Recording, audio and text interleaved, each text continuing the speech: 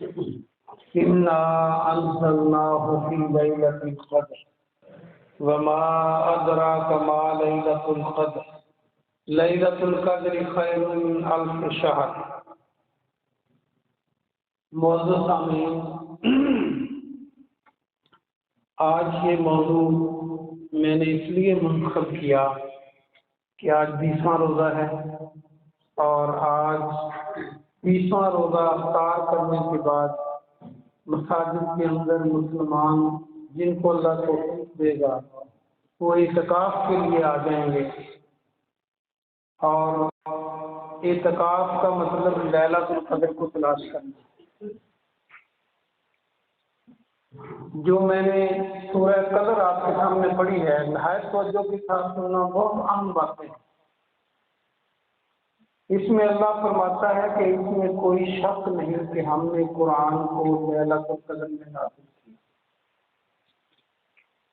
لیلۃ القدر قدر والی رات کو کہتے ہیں، وہ رات جو قدر والی ہو۔ جس رات میں قرآن اللہ نے نازل فرمایا اس رات کو قدر والی۔ قدر کے معنی سنیے۔ قدر کا ایک معنی تو تخمینہ، اندازہ، تقدیر، مقدر وغیرہ بنتا ہے۔ اس رات کو پورے سال کے فیصلے کر دیے جاتے ہیں انسانوں کے بارے میں۔ تو جب انسان کا فیصلہ ہو رہا ہو تو کیا انسان کو اللہ کی نافرمانی میں ہونا چاہیے یا اس کی فرما برداری؟ کسی کی تعریف ہو نا دنیا میں جج کے سامنے، اور جج کہہ دے کہ فلاں تاریخ فیصلے کی تاریخ ہے، تو دونوں پارٹیوں کو دیکھنے والا ہوتا ہے کہ کس قدر وہ کوشش کر رہے ہوتے ہیں کہ فیصلے کی تاریخ ہے، پتہ نہیں کیا پتہ۔ تو جب اللہ کے فیصلے کی رات ہو تو ہمیں پھر اللہ کی فرما برداری میں پوری کوشش کر کے وہ کرنی چاہیے، کیونکہ اللہ نے جو کچھ دینا ہے وہ پورے سال کے لیے فیصلہ فرما دینا۔ لیلۃ القدر، قدر والی رات۔ دوسرا اس کا معنی یہ ہے عربی کے اندر، قدر کے معنی تنگ ہو جانا، تنگی آ جانا۔ تنگی والی رات اس کا معنی بھی بنتا ہے۔ آپ کہیں گے یہ بڑا الٹ سا معنی محسوس ہو رہا ہے۔ الٹ نہیں ہے، یہ عربی زبانوں کی ماں ہے۔ اس کا ایک ایک نقطہ اتنا عام ہے کہ بندہ حیران رہ جاتا ہے۔ تنگی والی رات کا مطلب یہ ہے، حدیثوں کو پڑھنے سے اور قرآن کے دوسرے مقامات کو پڑھنے سے یہ سمجھ آتا ہے معنی۔ ہم معنی وہی لیتے ہیں جو قرآن حدیث جن کو ٹک کرے۔ صرف لغت پر جانا انسان گمراہی کی طرف جا سکتا ہے۔ جو معنی اللہ نے لیے اور اس کے رسول نے لیے وہ ہم لیتے ہیں۔ تو تنگی والی رات کا مطلب یہ ہے کہ اللہ پاک آسمانی دنیا سے نورانی فرشتے اس قدر اتارتا ہے، اتنے زیادہ اتارتا ہے کہ یہ زمین تنگ پڑ جاتی ہے فرشتوں کے ہاں۔ سبحان اللہ، سبحان اللہ کہنے سے اللہ کی تعریف ہوتی ہے، اللہ بہت پسند کرتا ہے۔ جنت میں ایک درخت لگا دیتا ہے آپ کے نام۔ تو یہ زمین فرشتوں کے آنے سے تنگ ہو جاتی ہے، اتنے زیادہ رحمت کے فرشتے آتے ہیں۔ تو کیسا سما ہوگا، کیسی رات ہوگی۔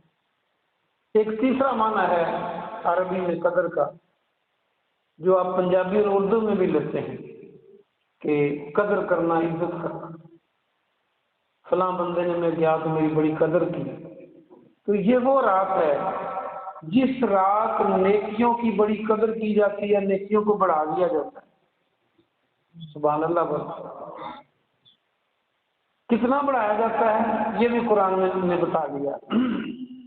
لیلۃ القدر خیر من الف شہر، یہ رات 1000 مہینوں سے بہتر ہے۔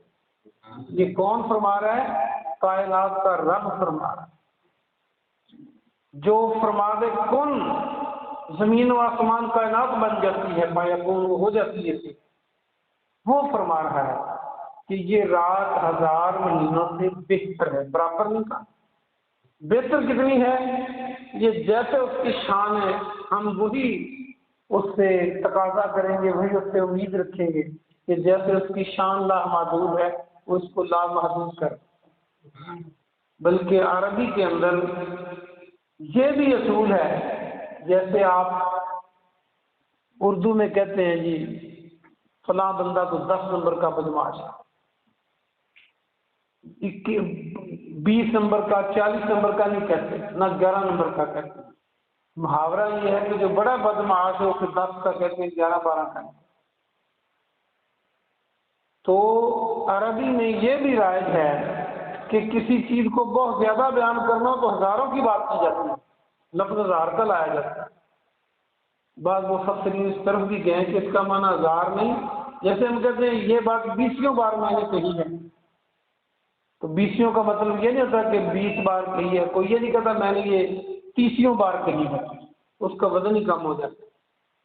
تو اس کا معنی اللہ ہی جانتا ہے کہ وہ کتنا زیادہ دے گا، جیسے اس کی شان ہے اسی طرح امید رکھنی چاہیے، تو اسی طرح دے گا۔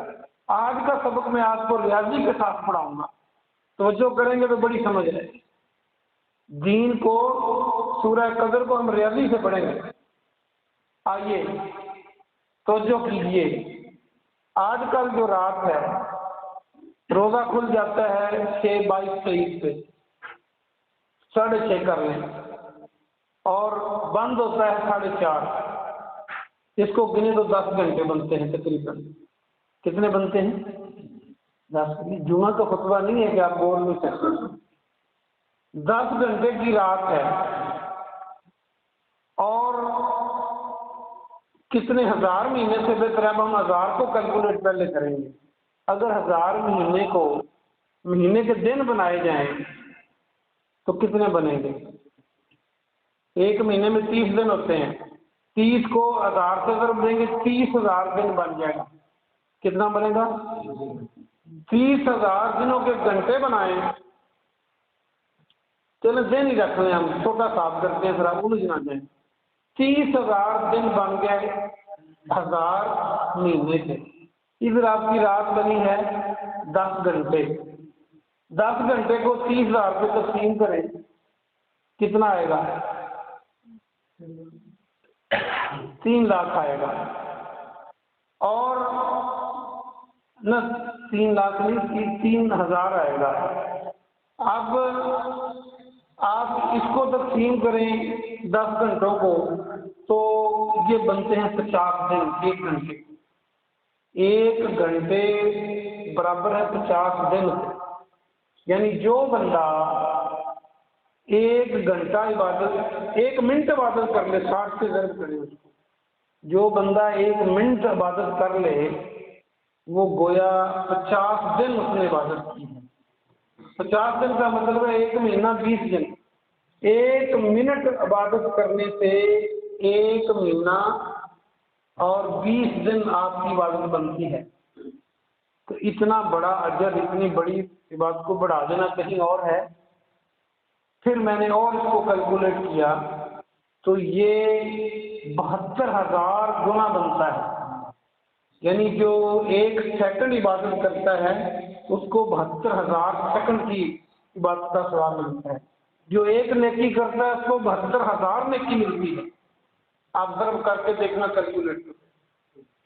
تو اتنی بڑی رات آ رہی ہے کہ 1 نیکی کریں اور 72,000 گنا اس کو پائیں، تو اللہ کا کتنا بڑا انعام ہے۔ اللہ نے اس قرآن کی وجہ سے اس رات کو یہ عزت بخشی ہے، تو قرآن خود کتنا ہدایت کے لیے سرچشمہ ہوگا۔ تو بہرحال وہ ایک الگ موضوع ہے۔ ہم نے آج جو تیاری کرنی ہے وہ یہ ہے کہ آج 20واں روزہ ہے، یہ ختم ہوگا انشاءاللہ، تو آج کی رات پاک رات ہے۔ صحیح حدیث میں آتا ہے کہ لیلۃ القدر کو آخری عشرے کی، رمضان کے آخری عشرے کی پاک راتوں میں تلاش کرو۔ ایسی حدیث بھی ملتی ہے کہ اللہ نے، آپ نے فرمایا کہ مجھے اللہ نے لیلۃ القدر کو دکھا دیا، اور کچھ صحابہ کرام رضوان اللہ علیہ مجمعین آپس میں جھگڑنے لگے، تو ان کے جھگڑنے کی وجہ سے اللہ نے مجھے بلا دیا۔ اور آپ اس کو رمضان کے آخری حصے کی 7 راتوں میں تلاش کریں. یعنی یہ جو لوگ فکس کر لیتے ہیں کہ 27ویں ہے، کوئی کہتا ہے 20ویں ہے، یہ بات درست نہیں ہے. بعض حدیثوں میں یہ مذکور ہے کہ فلاں رات جو کی 7 کی رات کی صحابی بیان کرتے ہیں اور وہ گنے 27 بنتی ہے، کبھی وہ 25 بنتی ہے، اس سال وہی رات ہوگی. ہم اس حدیث کو مانتے ہیں پورا پورا. جب صحابی بیان کر رہے ہیں تو اس رات وہی، یہ ہر سال بدل کے آتی رہتی ہے. دیکھیں یہاں پہ اور رات ہے، سعودیہ میں اور رات، اور کہیں انڈونیشیا میں اور رات ہے. تو آپ کی لیلۃ القدر شروع بھی ہو چکی ہے اور سعودیہ میں بھی دن کھڑا ہوا، 2 گھنٹے کا فرق ہے. اگر آپ اور آگے چلے جائیں تو برطانیہ کا 5 گھنٹے کا فرق ہے. 5 گھنٹے ابھی دن کھڑا ہوتا ہے، آپ لیلۃ القدر کے ثواب کے مزے بھی اٹھا رہے ہیں. امریکہ میں چلے جائیں 10 گھنٹے کا فرق ہے پاکستان کا امریکہ. تو جب دن ہوگا تو وہ رات تو نہیں ہوگی نا. کہنے کا مطلب یہ ہے کہ یہ رات بدل بدل کے آتی رہتی ہے. ہم نے سارا سال دنیا کے بڑے کام کیے، پتہ نہیں زندگی کب ختم ہو جائے. آئیے میں آپ کو دعوت دیتا ہوں کہ یہ طاق راتیں تمام کی تمام جاگ کر اللہ کی عبادت میں یہ بسر کریں. اللہ توفیق دے تو اعتکاف بیٹھیں، اس رات کو تلاش کریں.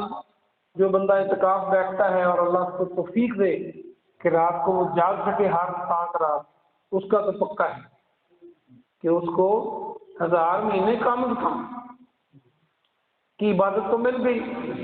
اور جتنا اللہ نے زیادہ دینا ہے اس کا شمار ہی نہیں ہے.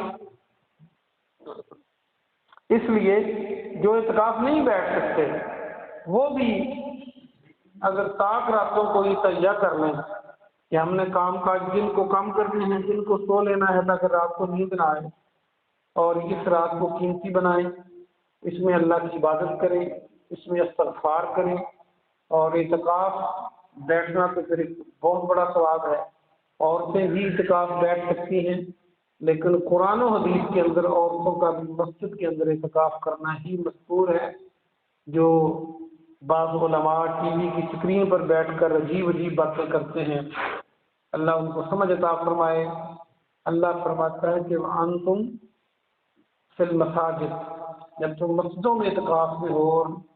امہات المومنین بھی اپنے خیمے مسجد کے اندر لگایا کرتی ہیں، لیکن ایک شرط اور بھی ہے کہ اس مسجد کے اندر اس کا محرم بھی اعتکاف میں بیٹھا ہو اور عورتوں کے لیے الگ الگ انتظام ہو. یہ نہ ہو کہ یہ ثواب لیتے ہوئے، نفلی ثواب لیتے ہوئے کوئی فرضی کوتاہی ہو جائے. جہاں اس تو آبرو کا خیال نہ رہے عورتوں کا، وہاں پر اعتکاف نہیں بیٹھنا چاہیے عورتوں. دعا جو پڑھنے ہاں جی. تو یہ اس کو قیمتی بنانا ہے. اس میں آپ جو چاہیں اللہ کا ذکر کریں، قرآن پڑھیں، استغفار کریں.